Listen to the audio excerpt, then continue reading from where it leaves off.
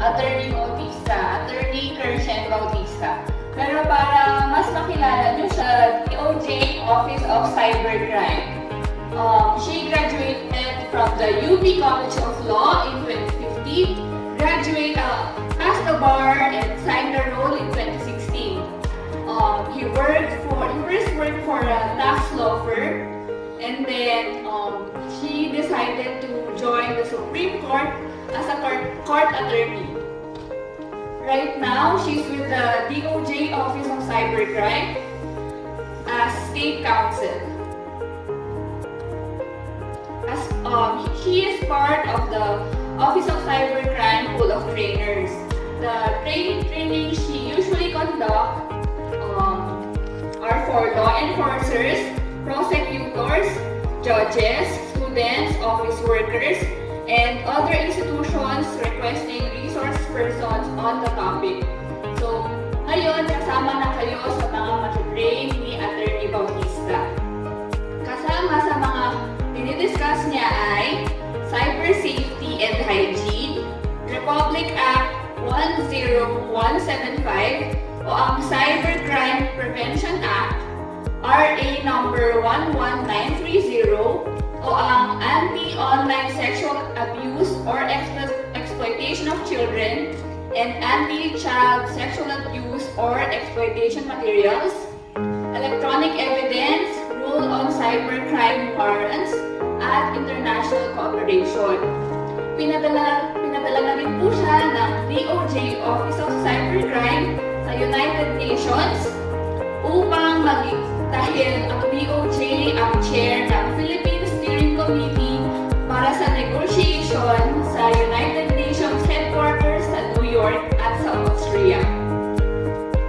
Part din po siya ng working group para sa pagbuo ng guidelines for cybercrime investigation and prosecution at kasama din siya na nagre-representa sa DOJ para sa pagpapabago ng rules on cybercrime warrants under a Supreme Court Special Committee. So let's all welcome Attorney Kershen Y. Bautista, State Counsel. Hello po sa aming lahat. Sa magandang hapon.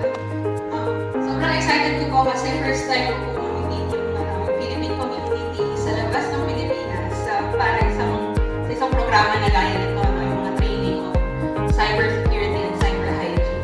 Alam ko po, marami po nagsasabi sa akin, alam ko na yan, hindi ko share ang OTP ko. Laging sinasabi sa akin, huwag ko share ang OTP. Huwag ako mag-click ng mga suspicious links na natatanggap ko. Pero kahit po lagi na natin inuulit-ulit yung mga ganitong mga reminders, kahit yung mga bangko, di ba laging pinapaalala sa atin to, bakit marami pa rin pong nangyayari scams, di ba? Kasi, I think, isa po kasi talagang kailangan natin gawin is lagi paulit-ulit natin siya ipaalala sa atin at saka sa mga kakilala natin para yung automatic natin reaction kapag may nakita tayong mga ganitong pangyayari or narinig natin na nangyari sa mga kakilala natin, yun yung first response natin instead of magpadala tayo at magpapadala tayo sa mga manloloko or sa mga magagaling na magsabi ng mga promises na parang ang gandang pakinggan niya so mapadala na tayo. Ngayon po, pwede po ba natin i-flash yung presentation? Jasmine, please dim the lights. Jasmine, please dim the lights.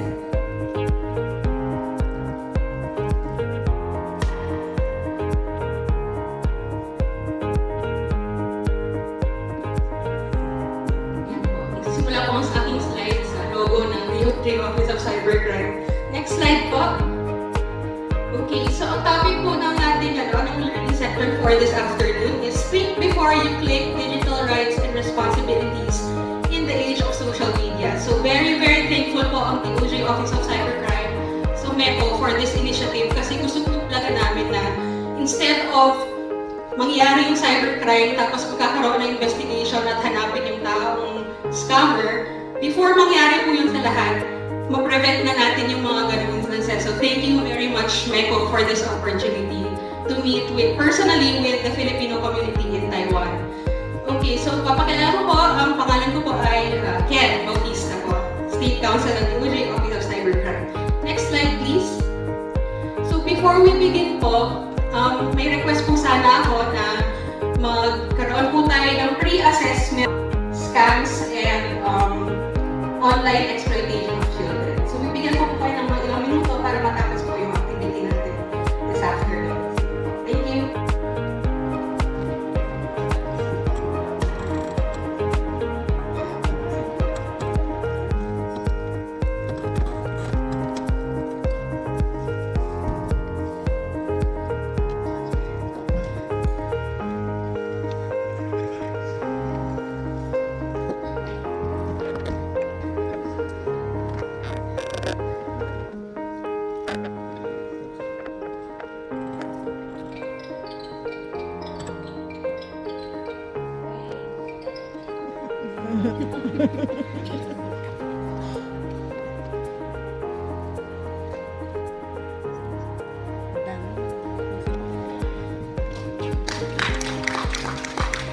Thank you, sir, natin i-clear ang ating Lahat ang sarili natin online.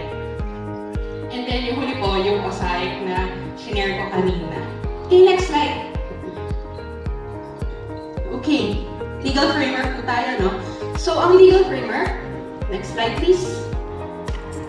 Okay, so ang cybercrime po ang concept ng cybercrime sa Pilipinas, nag-umpisa noong year 2000, at yung pinaka-recent development sa Pilipinas ay noong 2018, nung ang Supreme Court ay nag-issue ng Rule on Cybercrime Warrants. Meaning, hindi po pwedeng gawin ng police na basta-basta lang makapunta sa mga accounts natin, sa mga service provider like Facebook at yung mga bangko, GCash. Hindi basta-basta pwedeng i-access yon ng police. Kailangan muna ng permiso ng courts. No? So, ibig sabihin, protektado rin yung data natin na ginagawa natin online, binabalanse po siya ng Estado. Next slide. Okay. Ang cybercrime po, para mag-appear so that the text will appear. There. It's also called the love bug. And, hindi ko po sure kung Pinoy pride ko to, no? Pinipino ko kasi gumawa ng I love you virus. It started in Manila, tapos nag-spread to Hong Kong, and then to Europe, and then, next slide. It infected 10 million Windows personal computers. 10 million. And then, next slide. Ang laki po na economic impact because, next, 5.5 billion in damages ng isang linggo lang, US dollars. So, isipin niyo na po kung ngayon siya nangyari, magkano na ang rate ng 5.5 billion US dollars in just 1 week, no? So, next. Next. Okay. Bakit ko po sinare sa inyo ang I love you virus? Kasi, nung time na yun, nahuli nila kung sino yung gumawa ng I love you virus. Pilipino po siya sa Pandacan, Manila. Pero, yun nga lang, yung time na yun, wala pang batas punishing yung pag-create at pag-share ng malware. So, in year 2000, nagkaroon din tayo ng E-Commerce Act. E-Commerce Act punished that act. Sa Pilipinas po kasi, no, if may ginawa kayong masama ngayon, pero hindi walang batas na sinasabing krimen yun, kahit magkaroon ng, kahit na kinabukasan magkaroon ng batas sabihin na krimen yun, wala kayong kasalanan and hindi kayo pwedeng makulong. So ngayon, meron na tayong RA 10175 or Cybercrime Prevention Act. Lahat ng activities natin online, if ginawa siya using information and communication technology, so computer, ganyan. Pag ginawa siya online, krimen na yon. Hindi lang siya online na activity, meron din siyang, in the real world, merong punishment and penalty na kulong. Okay, share ko lang po sa inyo, no, kung bakit, next. Yan. Sabi dito, ang Philippines ay may total population na 118.2 million. Individuals using the internet ay 86.98 million. So kung titingnan po natin yung percentage, no, ibig sabihin, 73.6% ng population ay ginagamit ang internet. So basically, lahat po ng mga tao meron parang version nila online. Next. Ayan, kung titignan niyo po, no, 99.2% ang may mobile phone at smartphone, no? Kaya po yung tinanong ni Attorney Kaya kanina, sino pa dito yung walang cellphone, walang sumagot, kasi lahat tayo may cellphone. Next. Yan, kung titingnan po natin, no, hanggang 2024, tumataas lang ng tumataas, hindi po mababa ang paggamit natin ng internet. So, I don't think na habang tumatagal ang panahon, bababa yan. Tataas lang yan ang tataas. So, kailangan po talaga natin mag-practice ng safe online activities. Next. Okay. On average daw, 8 hours and 52 minutes ang sinispend ng mga tao online. Kaya, madaling ma-profile ng mga scammer kung sino yung tingin nilang pwede nilang mabiktima. Kasi lahat ng activities natin na ginagawa natin, connected online. Kaya nilang tingnan yung social media apps, ganyan.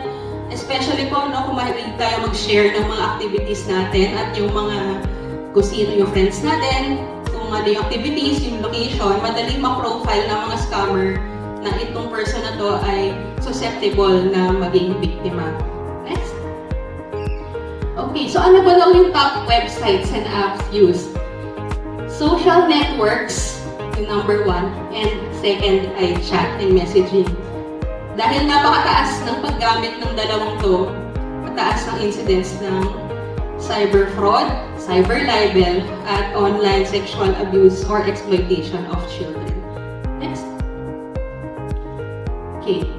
For ano naman po, financial services, so mga banking apps, GCash, yan. Attorney Kaya, meron po bang GCash dito sa Taiwan? Wala pong GCash. Walang GCash. Walang GCash. Meron bang financial app na nagagamit? Meron sumasagot, meron daw. Meron. Pero nagagamit nyo rin? Oo. Meron daw. Okay. So nakakapagpadala po kayo ng pera sa GCash na nasa Pilipinas yung user. Okay. So, mataas po rin kasi incidents ng yung mga GCash related na pag-transfer ng pera, tapos fraudulent pala. Ang GCash po kasi meron naman silang policy na kapag agad na-report sa kanila, if nasa kanila pa yung pera, the time na nangyari yung transaction, pwede pa nilang i-hold if hindi automatic yung pag-transmit ng pera. Okay, next. Okay, share ko lang po, ang Office of Cybercrime po kasi, siya yung nakaka-receive ng mga tips na binibigay ng mga service provider. Ano po yung service provider? Yun yung mga Facebook, Twitter, PayPal, anything na para nagagamit to communicate online. Now, ito pong National Center for Missing and Exploited Children. Diyan po nagre-report ang mga service provider ng mga incidents ng online sexual abuse or exploitation of children. Yung Pilipinas po kasi, ang Office of Cybercrime, yung contact ng NCMEC. Kasi po, ang NCMEC, buong mundo yung covered niya. No? So, halimbawa, nangyari ang insidente between a victim, child na nasa Pilipinas, pero yung criminal nasa ibang bansa, marireceive pa rin po ng opisina namin yung report ng NCMEC na merong binibiktima sa Pilipinas. Ngayon po, nung latest data po kasi na meron ng ay year 2022, ano po yung hula ninyo na incidents na for year 2022, ilang tips yung natanggap ng opisina namin? Any guess? Sino willing mag-guess? Guess po tayo. Ilan yung sa tingin nyo na reports ang natanggap ng opisina nila tungkol sa exploitation ng mga bata sa taong 2022? Ilan? Ilan? Sinong sumagot? 1,000. 2,000? Taasan po natin. 1,000? 1,000. Higher. Higher. Sino? Po? Higher. Ibig sabihin marami. 2 million? Malapit na po. 2 million. 45. Okay, sumama po. Next. Ang tips po namin ay 2.5 million. Okay, so disclaimer lang po, no? Itong 2.5 million na tips na tanggap ng opisina namin, AI po siya, meaning artificial intelligence or algorithm or whatever system na ginagamit ng service provider internally. So hindi po iba doon, hindi naman na-screen ng mga tao na baka mamaya picture lang. I'm sure nakita na po natin, no? Lalo na yung mga bago pa lang na nanay or tatay, pinapaliguan yung anak nila, so nakahubad, tapos pinicturean, tapos shinare sa social media. Now, kung ganun po yung picture, ipa-flag din po yun ng NICMIC at i-report sa opisina namin as exploitation of children. And so kapag ganun po, nagsisend na lang kami ng warning dun sa mga users na baka pwedeng sa future wag nang gawin ulit yun kasi nagagamit yun ng mga masama yung pag-iisip na napaka-inosente ng picture, no? Pero ginagamit nila sa kasamaan, no? Ano, ibig sabihin, yan lang yung mga nagre-report sa NICMIC. So kung hindi na-detect ng system ng service provider, let's say encrypted po yung communication, no? Meaning walang access si service provider dun sa pinapadala ng mga users, hindi nila mare-report din kay NICMIC. So it's possible po na yung 2.5 na yan ay mas mataas pa. Okay? Pero noong 2023, although wala po sa akin yung numbers, bumaba po ng konti yung tips na nagpunta ng office namin. Hindi lang namin sure kung based ba yun sa quality ng reporting mechanism na ginamit ng mga service providers. Next.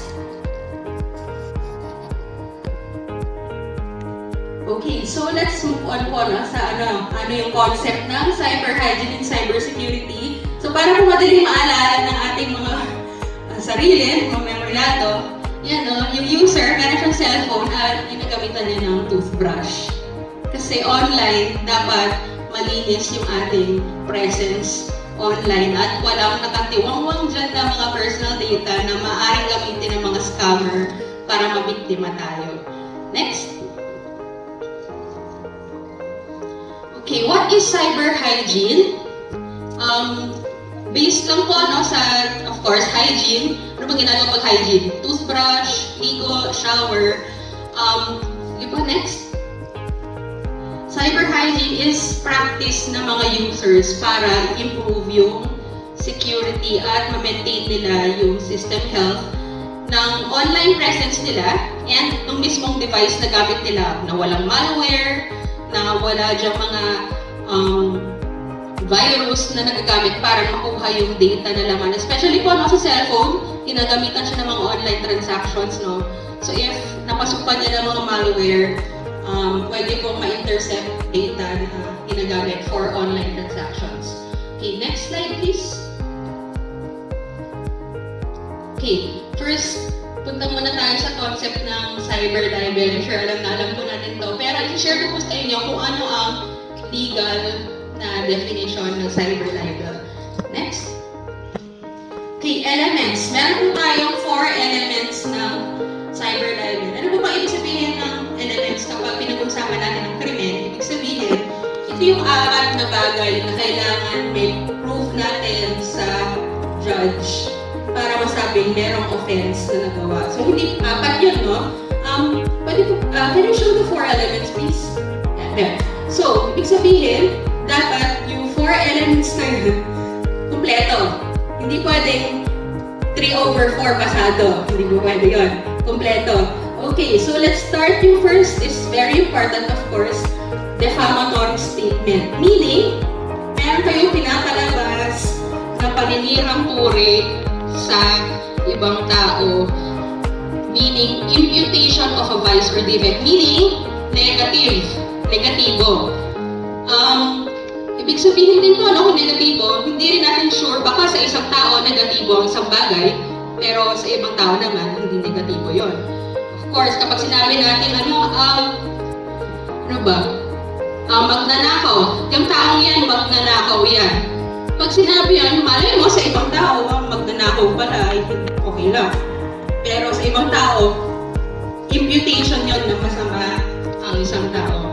So, kailangan din i-prove sa judge na ang sinabing statement ay masama at negatibo. Publication, meaning publishing online. So, ano po ba yung ginagawa natin online to say na nagkaroon ng publication? Pinost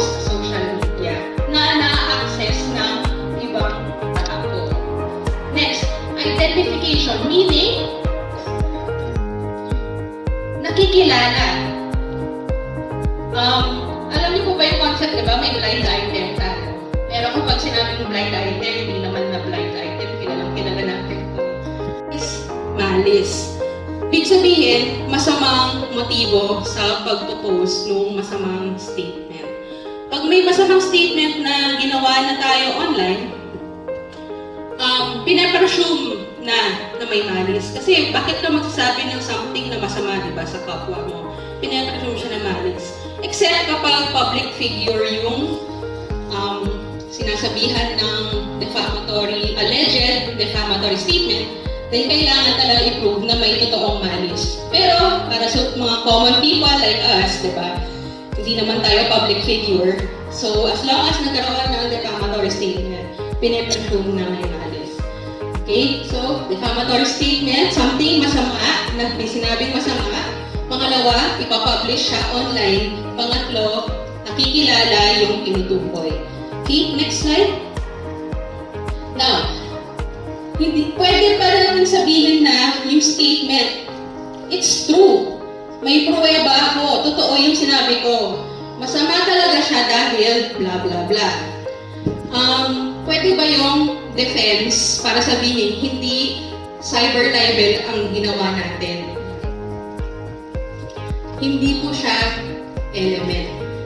Kailangan lang na ang statement ay defamatory at malicious. So, hindi natin pwede sabihin na totoo naman totoo namang masama siya. Totoo namang pangit siya. May pruweba akong pangit siya. So, even if nagsasabi tayo ng totoo, as long as ang ginawa kasi natin ay paninira sa ibang tao, paninirang puri, cyber libel po siya. Okay? Now, itong prescription po meaning, from the time na nalaman, natuklasan na nagkaroon ng cyber libel, merong 1 year. Ibig sabihin ng prescription, 1 year lang para magsampa ng kaso. Dati po kasi pinag-iisipan pa, pinag-aawayan pa to sa legal community. 1 year pa o 12 years. Pero recently kasi naglabas ang Supreme Court ng decision saying na 1 year. Okay? Ito po yung kaso na yun. Noong 2023, nilabas ng Supreme Court. 1 year from the yung sa post. Libelous siya, sinisiraan yung tao. Tapos, i-share niya, no? Generally, if nag-like lang ka, nag-like lang, no? Nag-agree tayo na pangit nga yung isang tao. Na sirang-sira yung image niya sa community. Like natin, no? Hindi tayo liable for cyber libel. Now, i-share din natin, no? Di ba meron naman ng share? No comment share. Pwede rin. Hindi tayo liable for cyber libel. Clarify po yan ng Supreme Court sa isang kaso. Iba po naman kapag nag-share tayo, tapos dumagdag pa tayo ng kwento, no? Sabi nung libelous statement, itong taong to magnanakaw siya. Tapos, nag-agree tayo, share natin. Oo nga, tapos nambubugbog pa yan ng asawa at anak. Sharing, pero nagdagdag tayo ng sarili nating libelous statement. So meaning, pag nagdagdag tayo ng sarili nating libelous statement, now, if feeling natin merong kaso for cyber libel, ano ang pwede nating gawin? First and foremost, i-ensure natin na present ang lahat ng elements ng cyber libel. Kasi masisira lang din ang lahat ng effort natin if at the end of the day, pumunta tayo sa police or sa piskal, sabi natin may cyber libel, hindi naman pala kompleto yung elements. Sayangin din yung effort. Tapos, of course, gather evidence. Kasi hindi lang pwedeng sabihin na merong element. Kailangan din natin siyang i-prove na present yung element. Ibig sabihin, pati po witnesses, meron tayong witnesses. Sabi, halimbawa, no? Yung isa sa element, dapat nakikilala yung subject ng post. Meaning,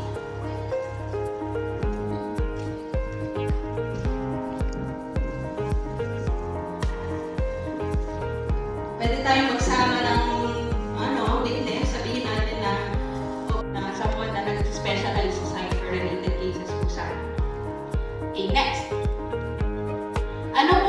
possible defenses, sinabi na may cyber libel. Bawa tayo naman yung nag-post something online. Ngayon, ano yung pwede natin sabihin na hindi cyber libel ang isang bagay? Yes. First, of course, hindi kumpleto ang elements. Good faith, ibig sabihin, hindi masama yung motibo ko sa pag-post niya. Kasi part lang yan ng freedom of expression. And maybe, academic discussion lang para sa ikabubuti ng society, ng mga estudyante ko, ganyan. Good faith is also depensa na hindi cyber libel ang isang post kahit na malicious ito. Next, public figure. Sabi po kasi ng Supreme Court, if someone is public figure, hindi siya dapat balat sibuyas. Meaning, dapat marunong siyang tumanggap ng kritisismo if public figure ang isang person. Mas mataas po kasi yung ginagawang standard if yung subject ng malicious post ay public figure. Nasabi ko po, may cyber libel tayo sa ating batas. Ma-determine natin na yung Facebook account na to, yung nag-post ng malicious post. Mapuprove din natin na yung person na to, yung owner nung Facebook account na yun. Klaro, madali, di ba? Hanap ka lang ng witness, pa-execute natin under oath na this person owns this account. Pero, mapuprove ba natin na yung person na owner ng account did the actual posting of the libelous post? Malaking issue po talaga ang attribution pag may kinalaman sa cyber libel. Ang usual po kasi na pag-prove ng attribution ay merong witness na magsasabi na nakita ko yung taong to, siya yung nagtatype. Nakita ko, nagtatype siya din yung nag-post. Ma-prove natin attribution. Pero kung wala po tayong ganon, malaking depensa po kasi ito na nahack lang yung pinakamalaking social media na ginagamit ng Pilipino. Sa US-based ang Facebook, Meta. Now, sa Facebook, for the United States po kasi, hindi krimen sa kanila sa Pilipinas, krimen, sa United States hindi. So, even if gusto natin hingan ng data yung United States, hindi po nila tayo matutulungan for crimes kasi as an exercise of freedom of expression. First in damages. Paano po kaya natin i-measure ang damage na naidulot ng isang malicious post? Okay, next. Now, ito po ang frauds and scams. Okay, exciting po ito. Share ko po sa inyo, ano ba yung common na frauds and scams na na-encounter namin sa opisina? Okay. Love scam. Oo nga po, love scam. Yes. Okay, next slide. Okay, next. Current modus operandi ng mga scammer. Yes, Kung gusto ko lang mag-break ng 10 minutes. sige po, break muna. Okay lang po. Scams. Next, ano po ba yung buying or selling scam? Dalawa yan. Siyempre, side ng buyer, side ng seller. Ang buyer, i-insist niya na i-ship na yung bagay, tapos mamaya, wala na magbayad. Yung mga magbayad. Next, isa naman, advance payment naman. Yung kabilang naman. Sabi, mag-deposit muna or ibigay mo muna yung full payment sa akin. Payment ay, next. Next. Yan. GCash at loan. Sabihin niya na makaka-receive tayo ng message na kunwari galing daw kay GCash. You have received a certain amount, ganyan. Tapos sabihin ng person, ay, mali yung nasend ko sa yung amount. Or, totally, dapat hindi ikaw yung nakatanggap ng amount na yon. Pakibalik, kailangan ko lang to para to sa pag-ospital ng nanay ko, para to sa gamot ng anak ko, ganyan, magpapaawa siya, para agad ibalik ng biktima yung pera. Pero, wala naman talaga natanggap na pera yung biktima. So, siya na nga yung mabait na nag-try na tulungan yung scammer na ibalik yung pera na mali na nawala daw dun sa scammer, tapos hindi naman pala totoo. Advance fee scams. Marami pong ganito sa opisina. Next. Ang meaning ko nito, no, meron kayong makukuhang pera, kunwari, pero bago ninyo matanggap yung pera, kailangan ninyo magbigay ng administrative fee, processing fee, yung mga ganon, tax daw, ganyan. Next, example po nito, no, tasking, Nigerian prince or inheritance scams or rebate scams, no? Inheritance, may mana daw kayo from some long lost relative. Pero bago ninyo matanggap yung mana, magbigay muna ng legal fees, processing fees, administrative fees. Same sa Nigerian prince scam, meron daw siyang mabibigay na malaking amount pero hindi niya ma-access yung amount, kailangan niya muna ng processing fee. So tulungan niya siya na makuha niya yung pera o yung treasure, i-share niya sa inyo yung proceeds. Tasking, bago po siya yung current na nangyayari ngayon. Alam po ba natin ang tasking? Narinig na po ba natin to? Parang hindi pa, no? Kasi bago lang talaga siya. Ito yung bibigyan kayo, iko-contact kayo ng hindi nyo kilala, sabihin na meron daw siyang online job for you.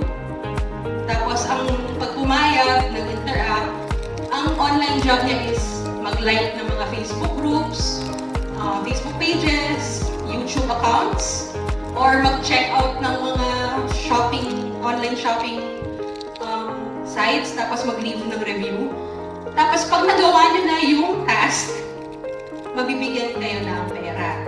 Ngayon, medyo long con po ito, no? Matagal yung relationship. Kasi sa umpisa, may matatanggap pa yung pera. 100 pesos, 200 pesos. Tumataas yung tumataas as tumataas yung level ng online job na may trabaho daw siya. So sa umpisa, may makukuha siyang mga maliliit na amount. Ngayon, habang tumatagal, dumatigay naman ang pera. So, red flag, humingi ng administrative fee. Nako, mali. Scam na to. At ano po, no? Baka hindi tayo maniwala na may mga taong nasa-scam ng ganito, no? Marami. Umaabot ng hundreds and thousands of pesos yung nawawala sa kanila. Umaabot ng 100,000, 200,000 pesos yung nabigay nila as administrative fee. So, pag humingi na po ng administrative fee, block na natin. Next. Rebate scam. Next. Ito yung makaka-receive tayo ng email from BIR daw or credit card company or banks na sabihin na entitled tayo sa overpayment or rebate or promo nila. Tapos kailangan nila na next magpe-pretend sila na legitimate organization sila from government, no? May logo pa sila ng Bureau of Internal Revenue, ganyan. Tapos kailangan nila ng processing fee. Next, investment scam. Ito yung magbibigay ka ng pera kapalit daw ng dividendo. Tapos yung offer nila, masyadong malaki, no? Masyadong malaki, parang bigay ka 1,000 ngayon, walang risk sa'yo. For sure, magiging 2,000 yan bukas. Ganda, no? Wala kang gagawin, magbigay ka lang ng 1,000, 2,000 na siya agad. Malaki pong next, meron Facebook groups na mga ganito, parang nag-gather nila, yung binibenta nila yung Facebook group na marami na yung following or members. Tapos, magiging offering page siya ng mga kunwaring investment scams. Meron po talaga na na-receive yung opisina namin na complaints na ito, naging member siya ng mga Facebook group. Tapos, bonds and stocks, cryptocurrency din, kasi diba, mabilis yung pag-inflate ng presyo ng crypto ngayon. So, mabigay ka ng pera, yung cryptocurrency, invest natin. Tapos, after a few days, triple yung pera. Siyempre, hindi mangyayari yun. Next, SIM swapping.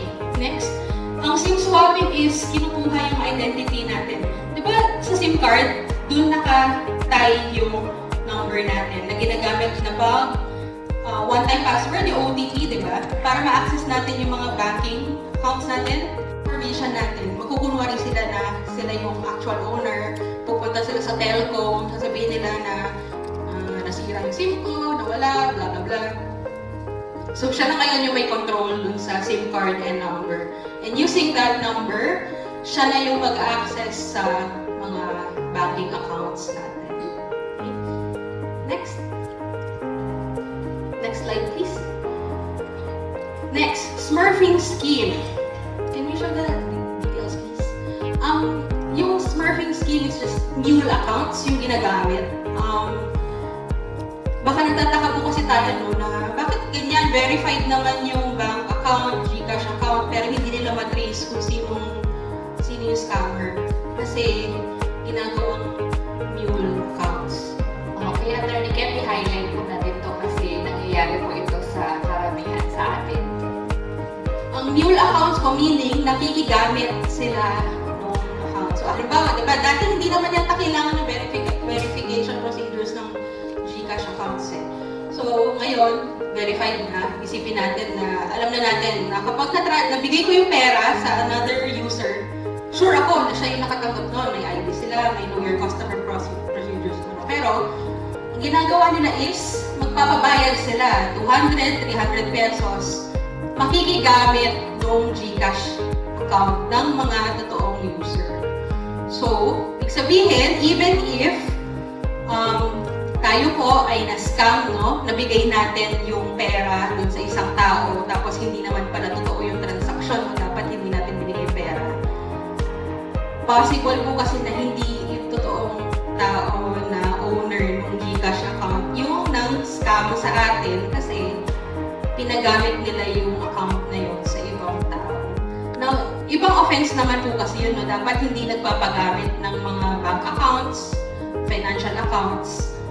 Pero, kung tayo yung biktima, syempre, akala natin madali lang matrace kasi alam na natin kung sino yung owner ng account. Pero, pag iniimbestigahan ng ating mga law enforcers, yung PNP, NBI, ganyan, hindi pala yung same person at nagiging defense na although GCash account ko nga yung nakatanggap, hindi naman sa kanya napunta yung pera na withdraw na ng ibang tao. Pero po ba, yun po yung meaning ng mule. Nagpapagamit ng account ng lehitimong mga user. Okay? Third Kyra? Ba? Yes. May clarification po ba tayo kung bakit hindi natin mahawal agad-agad yung mga users ng mga banking accounts? So guys, hindi lang po ito GCash ha. Yung mga bank accounts natin dito, huwag natin ipapahiram sa hindi natin kakilala. Actually, Okay? kahit kakilala po, no?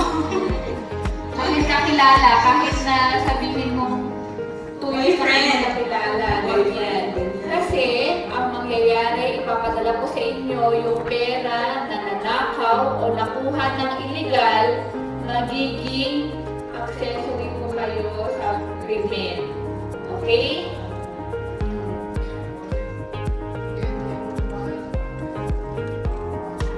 Oh, Attorney Borsen, meron pong witness dito na mukhang pinabayad ko sa nagpapahiram ay 10,000 NT. Around 18,000 pesos. Per transaction daw. Ang pagpapahiram ng bank account. Okay. 10,000? Para ipagamit yung account? 10,000 times dollar? Kasi attorney, malaking pera po siguro ang ipapadala sa account. Ang laki na kasi sa Pilipinas, 200 pesos lang nagpapagamit na ng account. Okay, ito po si Miss Gina Lim, isa po siya sa ATM officers po ng MWO. Actually, yung 10,000 is binenta nila yung ATM nila. Kasi sa ngayon, yan ang mga cases na hawak namin na bago sila umuwi, mag-terminate ng contract, binenta nila yung ATM nila. Tapos, pinagamit sa money laundering. Aside from that, meron din yung, kasi uso dito ang pagsadla ng ATM. Ibig sabihin, umuutang sila, isasadla nila yung ATM. So, yung marami sa kanila, kaya na, hindi kinuha yung ATM. So, yung pinagsadlaan, binenta naman yung ATM nila. So mataas po pala yung cases dito ng mule accounts Yes. nung pinagamit Yes, sa attorney. Huwag po natin gawin yung diba? Kasi magiging tayo may criminal. Hindi tayo yung scammer, pero tumulong pa tayo sa pag-money laundering at sa pag-scam. So, gusto po natin iwasan yung ganung mga pangyayari na hindi na nga tayo scammer, nagtatrabaho lang naman tayo na maayos, tapos biglang tayo pa yung nahuli. Kasi, sino ba yung connection ng victim sa scammer? Eh di yung account na naka-receive nung amount. So, malaking risk po talaga na pag pinapagamit natin yung mga financial and banking accounts natin. Okay? Yes, ma'am. Wait lang. Tatakbo na po. Diyan lang kayo. Kwento. Thank you. Dagdag ko lang po doon sa sa account. Kasi po, yung iba, hindi rin careful doon sa info nila. Ngayon, pwedeng magamit ng ibang tao na hindi nyo alam. Pagbalik nyo dito sa Taiwan, huli kayo, may kaso kayo sa marami kung saan ginamit si account kahit wala kayo dito sa Taiwan. Tapos, may kulong pag na-prove na kayo ay nagamit ang account ninyo as accessory or participating sa money laundering scheme. Totoong kaso natin yan. Merong katatapos, may ongoing, merong natapos, merong mahabang proseso. So I just wanted to highlight that kasi these are real cases. We have one case na pinuntahan namin. We have cases in Tainan, in Hualien, in and na-prove na wala siya dito. Pero yung account niya sa trusted person, isasarado nyo pag aalis kayo. Huwag nyong iiwan. And huwag nyong ibibigay yung chop. Chop na lang. Basta, close all.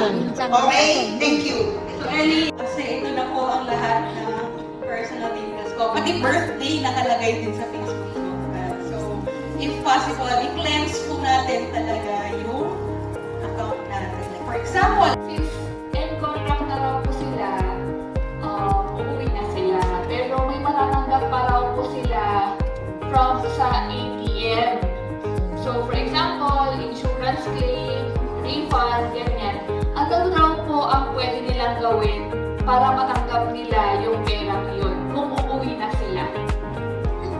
Pag ipapadala sa inyo at wala na kayo dito, ang hihingin sa inyo ng authorities dito, account nyo sa Pilipinas. Okay? Hindi account dito. Bakit kung nahihingin dito, ano na kayo dito? Okay? So, yes, sir. Sa account ko talaga dito pinapalala. Kasi sa akin na may case, may mga nasa Canada, sa Philippines. So, ang pinalala sa akin ko yung pinalala sa account dito sa Philippines. Ikaw yan. Nagpa-process ka sa agency or nagtutulong ka sa broker or ikaw ang authorized representative. Okay.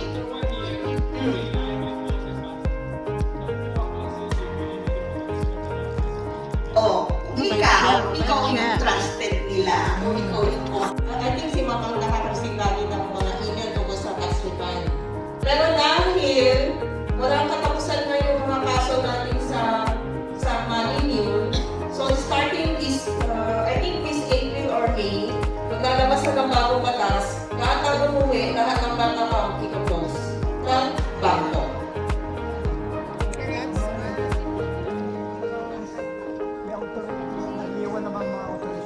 Okay, huwag kayo mag-alala kasi kapag papasaya ng mga dito, sigurado naman kung willing naman magbibigay yung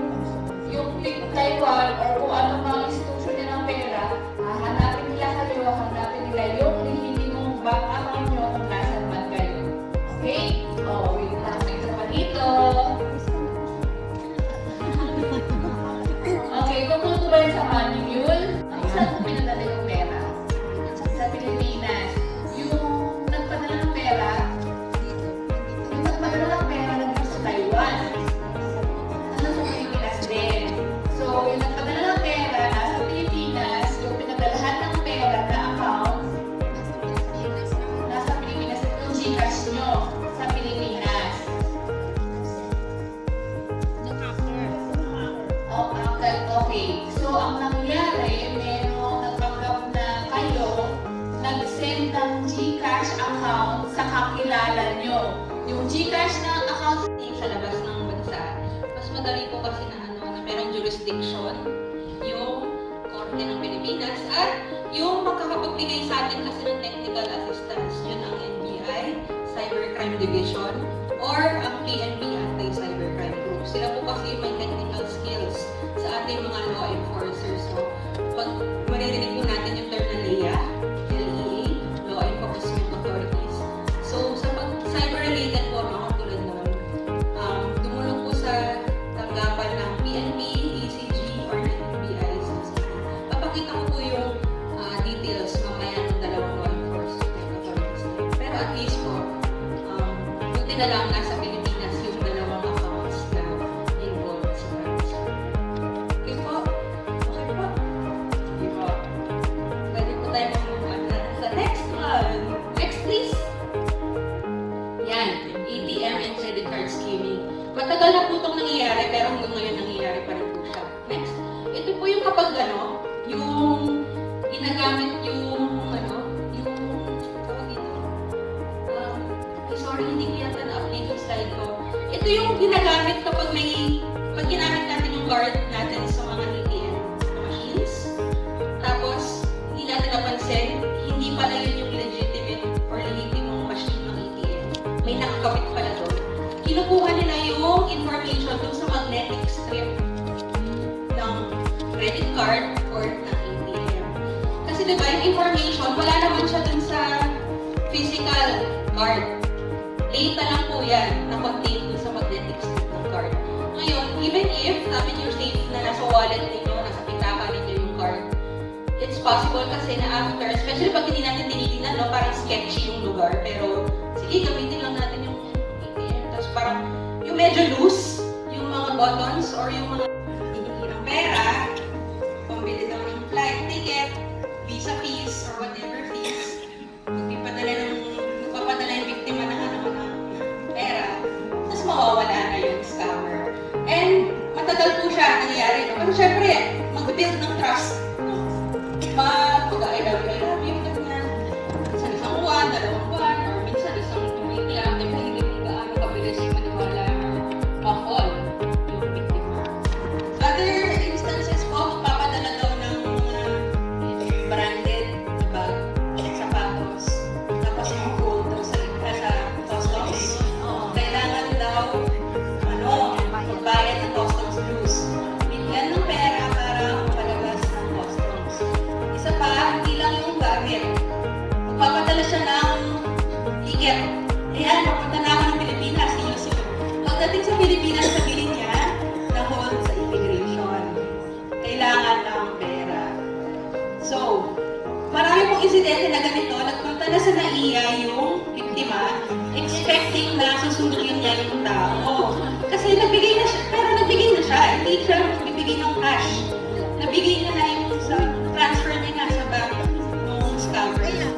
Pagdating sa NAIA, naghihintay na matagal, wala namang hinihintay. Nangyayari din na maglo-loan pa yung biktima para lang may mabigay dun sa minamahal niya boyfriend or girlfriend. So, tip, pag hindi natin kilala offline yung tao at online lang natin siya nakakausap, kasi hindi rin tayo makaka-rely sa video call, di ba? Kasi meron ng technology ngayon na artificial intelligence or AI, deepfake yung tinatawag. Kala natin totoong tao, inakausap natin dahil lang na video call na natin. So, scam pa rin po. Maraming ng love scam niya. Visa fees, ano yung usual na hinihingi? Visa fees, lawyer fees, customs dues, medical expenses, travel costs. Okay? So, marami po talaga yung nangyayaring love scam. Next. Sextortion. Alam mo ba natin kung ano ang sextortion? Ito yung next. Magkakaroon daw ng sexual relationship online. Yung dalawang tao. Kasi long distance LDR sila. Long distance relationship. Now, mag-engage sila sa explicit sexual conduct using video call. Tapos, nire-record pala yung scammer. Ngayon, after na tapos ang lahat-lahat, bigla siyang message na, bigyan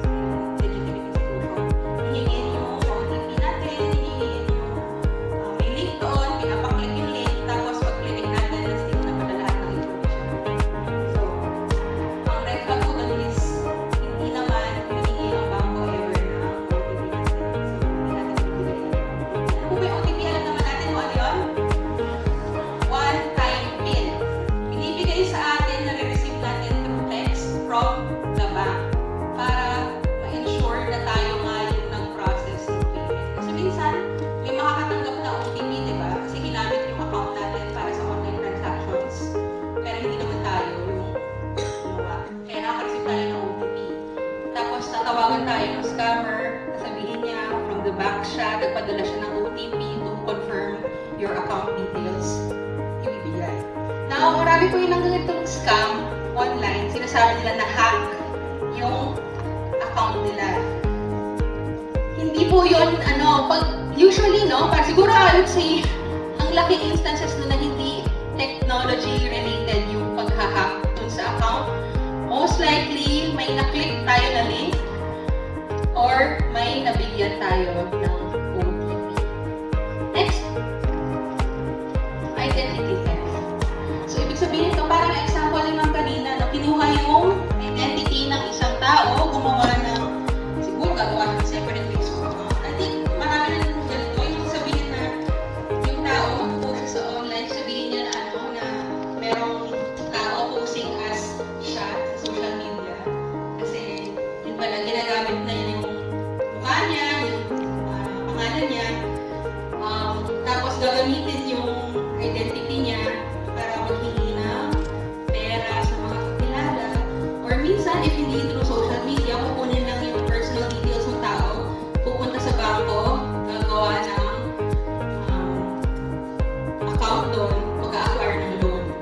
Tapos, yung taong talagang may ownership ng identity na yun, siya yung nakalagay na vendor. Siya daw yung pangunguna. Next, hack account scam, related po kanina. Next, kukunin nila yung access dun sa account ninyo, tapos hihingin, i-message yung iba't ibang tao sa friends list ninyo, hihingi ng pera. Nangyayari po yan kapag nasa ibang bansa. Usually nangyayari din kapag nasa ibang bansa yung tao kasi nag-share siya ng location details niya. On my way to Bali. OOTD Bali. Yan.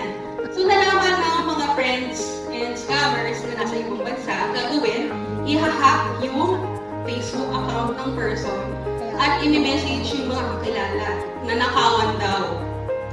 Tapos, walang passport. Kailangan ng tulong, pupunta ng embassy or whatever, na pera, kailangan please bigyan niyo ako ng pera. At hindi lang pamilya, syempre, siguro mga boss din sa trabaho, i-message na, nangyari po ito before sa trabaho ko sa private sector, na-hack yung account ng sa mga bosses namin. Na totoo naman, nasa Europe siya na tayo ngayon. Nag-message sa amin lahat, humihingi ng pera. Pero nung message sa amin, syempre, hindi naman nawala, hindi naman siya natulungan. So, na-hack lang yung account. Next, business email compromise. Ito po yung nangyari lang sa opisina. Tapos, halimbawa, nandun tayo sa accounts or finance section ng kumpanya. Tapos, may mga nare-receive na email. Tayo yung nagpa-process ng payment ng mga services. May mare-receive tayong email na nagpalit na kami ng bank account. Dito mo na i-process yung payment. Dito mo na ibigay yung payment for the service. Ito na yung bagong invoice, etc. etc. Tapos, malalaman natin na hacker, scammer pala yun. Hindi totoong nagbago yung payment details ng ating kausap. Next. Okay, ito po, sample po siya, Kasi baka magtataka tayo, iniisip natin ng scammer, isang tao lang siya o dalawang tao working together. Pero noong August po, last year, 2023, isang example ng raid or operations na ginawa ng government, ng law enforcers natin. Hindi ko sure po nung klaro sa screen, pero makikita niyo po, mukha talaga siya real office. Real office operation siya. Isa siyang malaking kumpanya, isang mataas na building, may floors pa yan. Meron din silang departments, parang legit na opisina. May time cards pa sila, in and out, may water cooler. May script sila na pina-follow. Para, ito ini-issue sa mga agents nila sa call center, parang call center agents nila kung paano mag-scam ng mga tao. Tapos scam, yung mga phishing. Cellphones, napakarami na ginagamit sa isang room lang yan, isang room ng building. And makikita niyo po, text blasters. So, kaya, hindi ko po sure kung na-experience ko ba natin sa Taiwan, yung may mga na-receive ba tayong mga parang texts from unknown numbers. Tapos nag-o-offer ng mga trabaho daw, cards na na-receive ng office namin, ng DOJ Office of Cybercrime, yung NBI po, and then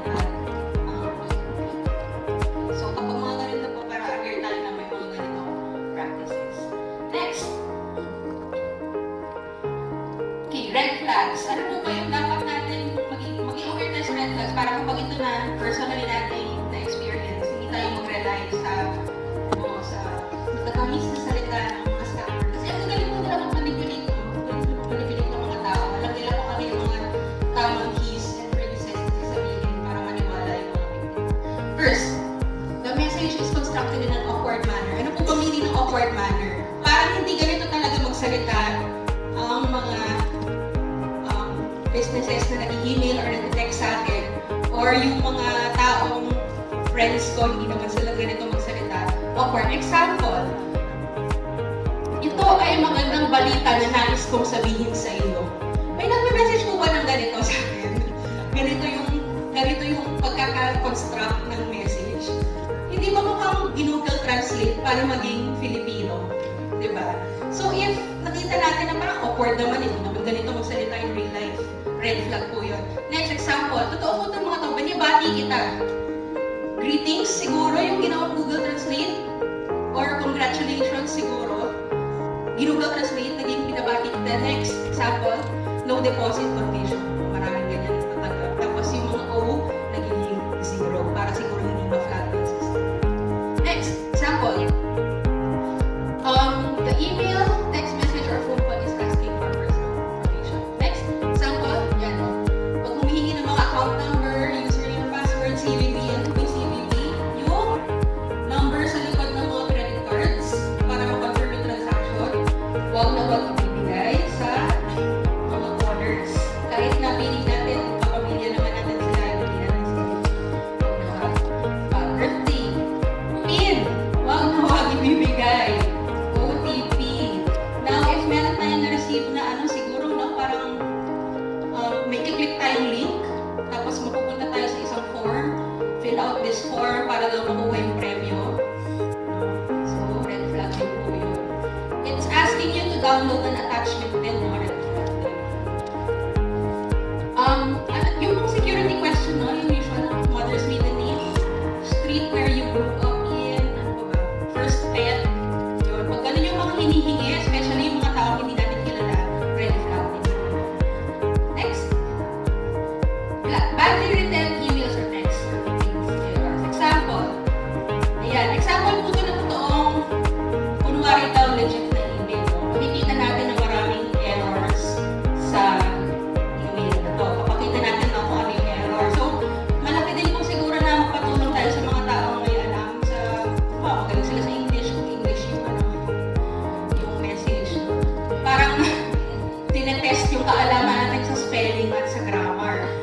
Can you show all of the...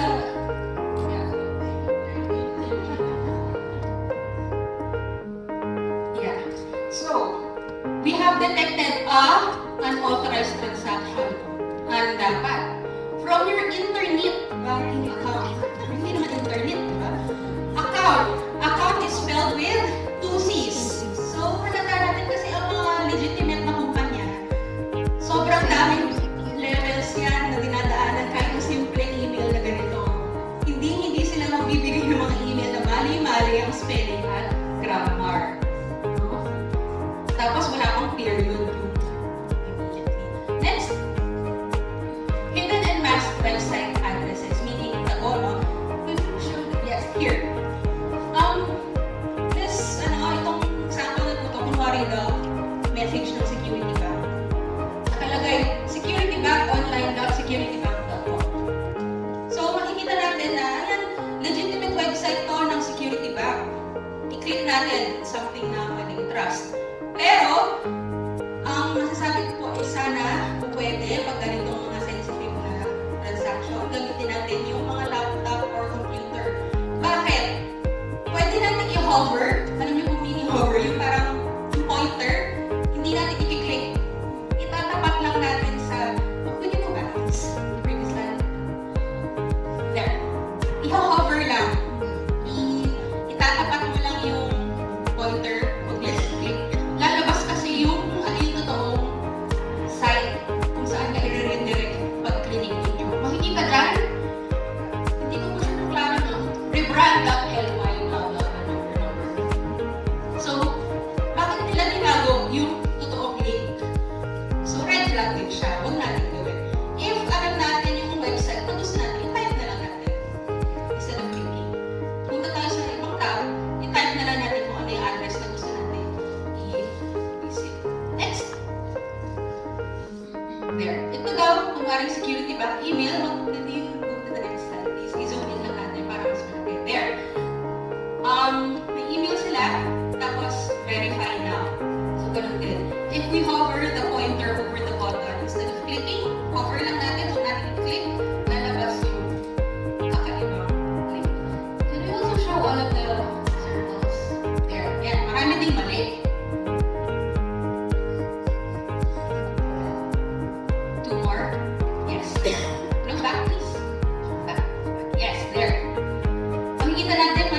capitalization ng email. Mali yung spelling. Diba? Mali yung punctuation, gumamit ng period instead of, ay gumamit ng comma. Imbes na period. Tapos, kung titignan niyo po, no, meron sa ibaba, yung information ng bangko. Sabi niya, security bank siya eh, di ba? Security bank daw siya. Yung address niya, Ayan, Avenue. BPI.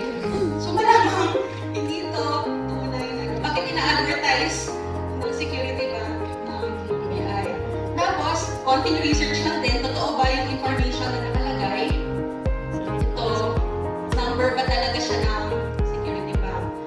Simple Google lang po, lalabas naman kasi siya. Pwede lang natin i-type sa browser natin, 708, 708, ito, ano kasi. Pero ano, PSP number siya, Bangko Sentral ng Pilipinas. So, makikita po natin na mali, scammer, next please. There. Messages that come from slightly different emails, meaning, ito po, halimbawa, kung aware tayo kung ano yung mga totoong email accounts ng mga bangko, ganyan, usually natatanggap natin.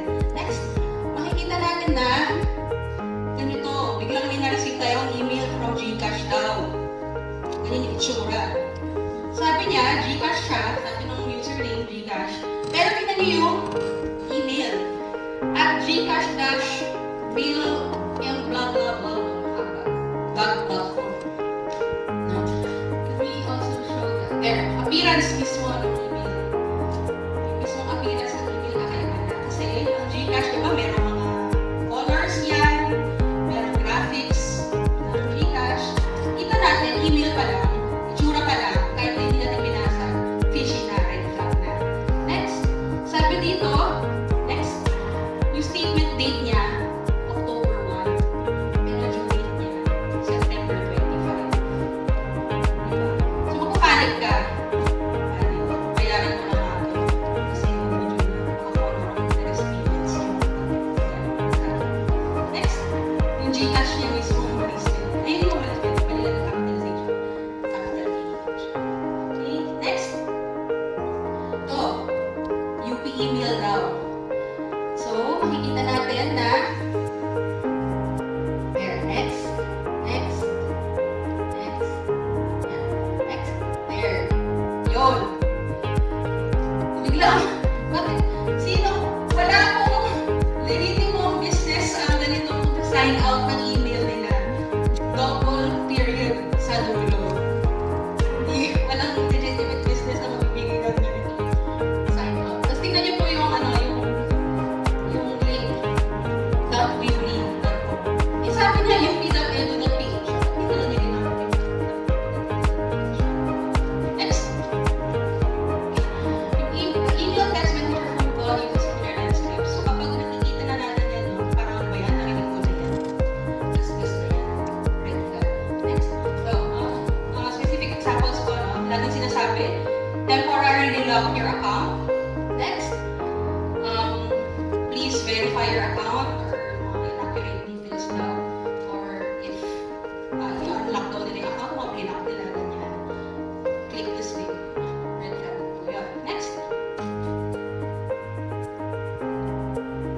Next. Ayan. Yung mga ganyan. Nanalo na. Wala tayong sinalihang contest. Pero nanalo tayo. Ang saya, di ba? iPhone 15 Pro Max pa. Saya. Walang raffle pero nanalo tayo. Yan, may nag-down promo sale. Ayan, free money daw. No deposit. Bibigyan lang tayo ng pera. Totoo po to. At ito, bago lang siya. Hindi ko po alam kung meron na din sa inyo nito. May marireceive tayong message. Probably is. If masyadong maganda yung offer, isip-isip na tayo. Kasi sino ba naman yung tao magbibigay lang ng libreng pera, di ba? Okay. Okay po tayo? Yes. Yes? Okay. Next.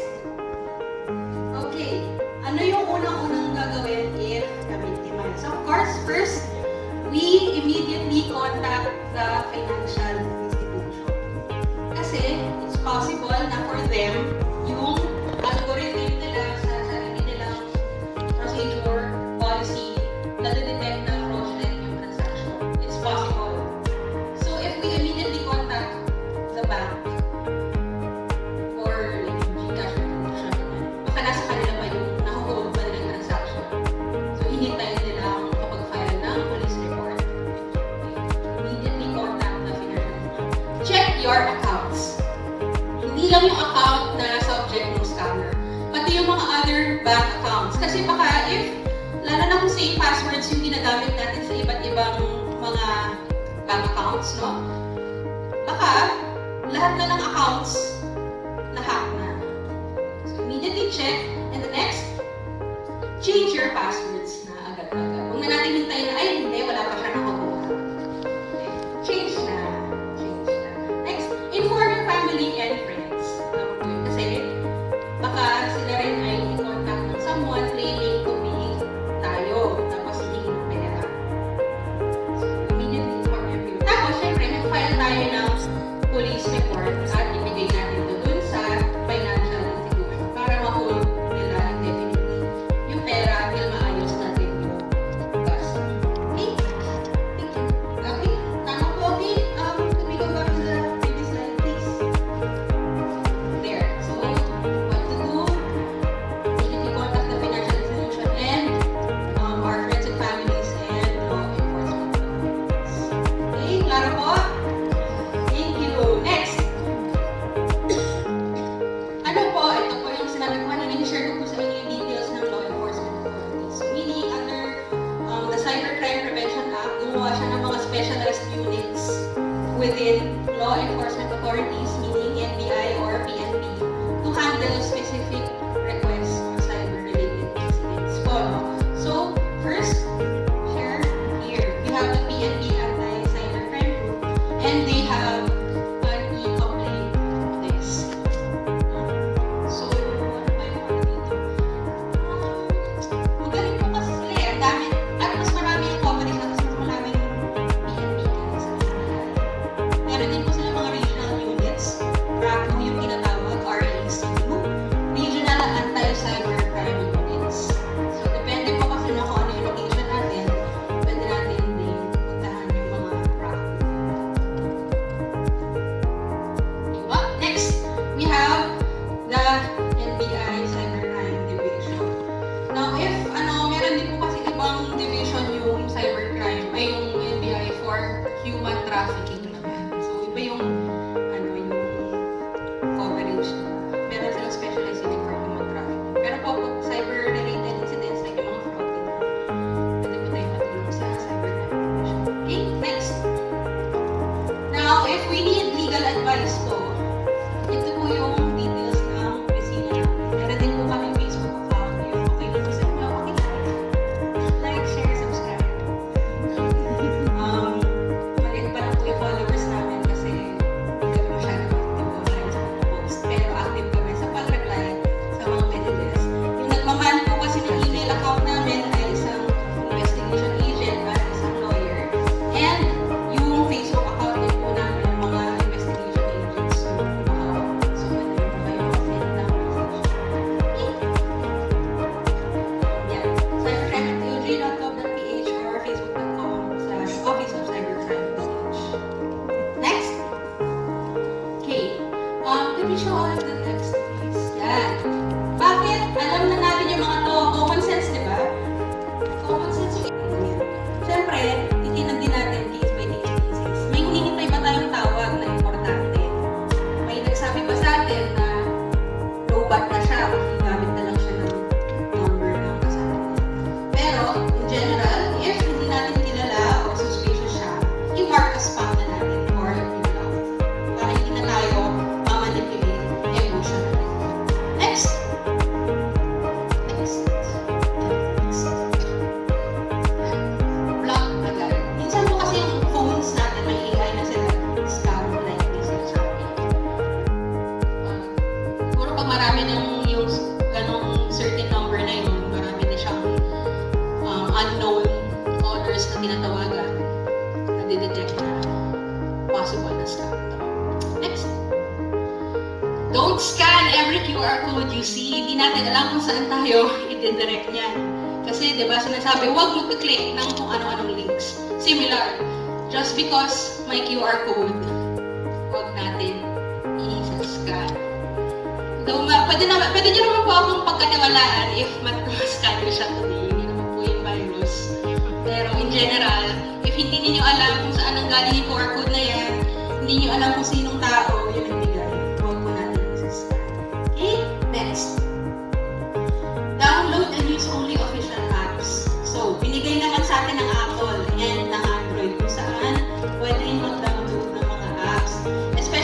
aking app. No? Huwag na tayo pumunta sa mga third-party websites at doon i-download yung app. No? App Store na lang and Google Play. Next. Use strong passwords. Anong meaning ng strong passwords? Next. Uppercase, mixed comics. Mix of uppercase, lowercase, so big letters, small letters, numbers, and special characters or maraming phrases or words. Hindi yung mga information na easily accessible. Pero I'm sure meron pa rin po dito na gumagamit ng PIN na birthday. Palitan na po natin yung mga PIN na birthday. If easily accessible ang information, palitan na po natin yan. And huwag po natin gamitin ang same passwords for all accounts. Next. Yan, example po, no? Para madaling maalala. Oh, gusto natin gamitin na password like accident. No word. What if trip ko lang accident. Now, I want to use accident. Normal password, gagawin yung capital A and T. Pero, meaning strong password, baka pwede yung letter I, gawin niya na lang na number 1. Yung letter T, gawin na lang na number 7. Play around na lang para ma-ensure na mix ng uppercase, big letters, small letters, numbers, and special characters. Okay? And, baka pwedeng habaan din natin yung password natin, ha? Hindi yung mga 6 letters lang, 5 letters. Baka pwedeng habaan. Baka pwede natin gawin, maybe, habaan natin. Yes, Attorney Kyra. Kay Attorney Gershon, may na-overhear ako, sabi niya, baka mahirap daw maalala at madaling makalimutan ng mga strong passwords. Ganito ba ako? There. Meron naman po kasi mga tools na binibigay, no? Hindi natin gagamitin yung same password for all accounts. Kasi nga, if masyadong mahaba and mix siya, meron pang numbers lang. Malilimutan talaga natin. Meron naman mga legitimate password manager apps para i-save niya yung mga passwords natin for different accounts. Pwede naman po natin silang i-trust as long as sure tayo legitimate sila. Okay? Meron yata kapag yung meron po dito mga Apple users. To God be all the glory.